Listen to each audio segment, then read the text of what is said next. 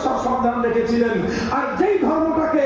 আল্লাহ পাক আধুনিক যুগের জন্য পাঠিয়েছেন সেই ধর্মের মধ্যে কেবলমাত্র আধুনিক যুগের সমস্যার সমাধান আছে। এই কারণেই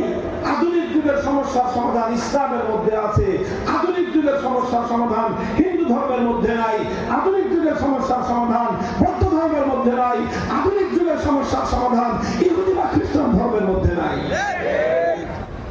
যদি আপনারা আমার কাছে এই কথা প্রমাণ জানতে চান, আমি উদাহরণস্বরূপ এক দুইটা প্রমাণ আলোচনা করতে পারি। মুহতারাম হাজিরিন, আমার মূল কথা হলো এই যে আলহামদুলিল্লাহ সুম্মা আলহামদুলিল্লাহ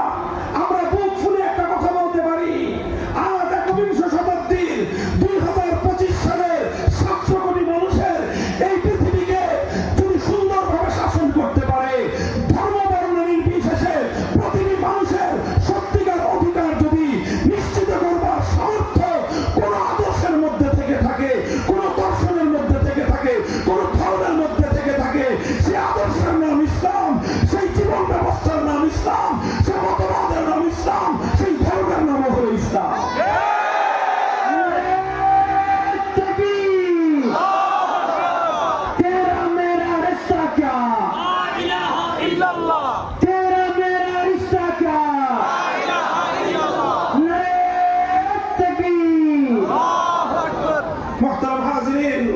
আমি শুধুমাত্র একটা বিষয়ে দুই তিনটা কথা আপনাদের সামনে উপস্থাপন করব যে রাষ্ট্র রাজনীতি, এটা হলো আমার আজকের আলোচনার বিষয়। আমি বলতে চাই